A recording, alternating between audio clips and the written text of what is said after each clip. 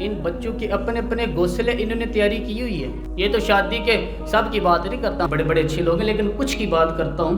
یہ تو شادی کے 4 مہینے کے بعد بیگم صاحبہ کہنے لگ جاتی ہے کہ ہمارا اپنا گھر ہو, اپنے طریقے سے سجائیں, اپنے طریقے سے سنواریں.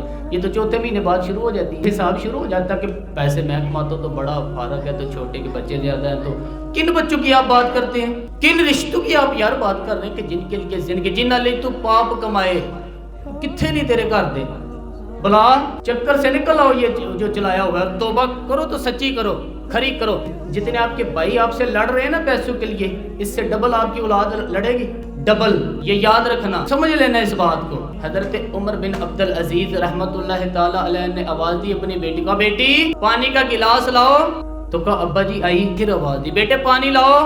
ابا جی آئی. آواز دی, کہا بیٹے پانی لاؤ. کتنی دیر سے آوازیں دے رہا ہوں. تو جناب عمر بن عبد العزیز کی بیوی پانی کا گلاس لے کے آئی. تو کہا میں ساری دنیا سے بڑھ کے بیٹی سے پیار کرتا ہوں, تو وہ آپ پانی بھی نہیں لا سکتی, تو کیوں آئی ہے, وہ کدھر ہے. تو آپ کی زوجہ رو پڑی, بادشاہ کی زوجہ. تو زوجہ کہنے لگی اصل میں نا بیٹی کے پاس کرتا ایک ہی ہے, تو بیچاری کا پھٹ گیا.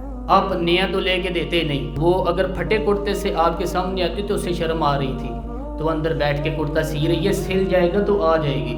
یار بیٹی کے پاس او بھائی بیٹھنا ہو تو ابا ساری رات روتا رہتا ہے, فریدر نہ ہو تو ابا روتا رہتا ہے, اور کپڑے بھی پورے نہیں. عمر بن عبد العزیز اٹھے اور مسلح بچھایا, سر سجدے میں رکھا, تو کہنے لگے یا اللہ تیرا شکر ہے, میرے پاس دولت نہیں تو میرے بچے فتنے میں بھی مبتلا نہیں ہوں گے.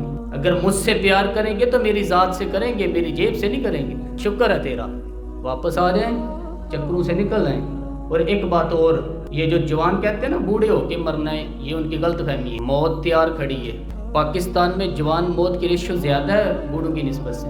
میری بات سمجھ لیں, آپ نے اکیلے قبر میں جانا ہے. کبھی کبھی اماں یاد کرتی ہے, اگر کرتی ہے تو. حضرت علی شیر خدا فرمایا کرتے تھے تیرے یار اور یار بنا لیں گے, تیری بیوی اور نکاح کر لے گی, تیرے بچے اپنے اپنے گھونسلوں میں بیٹھ جائیں گے, قبر تیری ہے اور اسے آباد بھی تیرے اعمال نہیں کرنا ہے. یہ زندگی خراب نہ کریں. کوئی تو یار ایک مہینہ ایسا ہو نا جو اللہ رسول کے نام ہو, تو ابھی سے تیاری کریں, پہلے قبل از وقت ابھی سے تیاری کریں, قبل از وقت تیاری کریں, جد و جہد کریں, اور کچھ نہ کچھ دین کے لیے بھی کرنے کی کوشش کریں. آپ کی ذمہ داری فقط آپ کی ذات نہیں ہے, آپ کی ذمہ داری فقط آپ کے بچے نہیں, آپ کی ذمہ داری دین بھی ہے.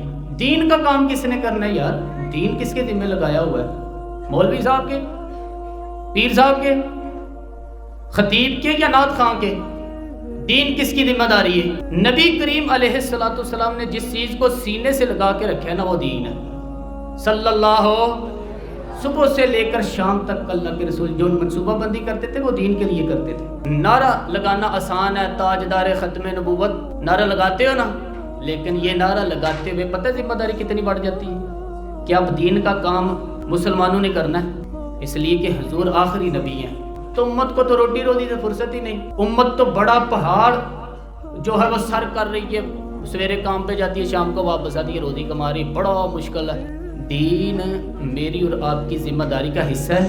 دین کا کام کریں. دین کا کام کرنے کا مطلب کیا ہے کہ دین کا کام کرنے کا مطلب یہ ہے کہ خود بھی نماز پڑھے اور دوسروں کو بھی دعوت دیں, خود بھی سچ بولے اور دوسروں کو بھی سچ بولنے کی دعوت دیں, خود بھی نماز پڑھیں اور خود بھی قرآن شریف پڑھیں اور دوسروں کو بھی توجہ اس طرف لے کر آئیں, کرائیں اس طرف توجہ. نبی پاک علیہ السلام نے توجہ دلوائی, امت کے ذمے یہ لگائے کہ تم نے دین کا کام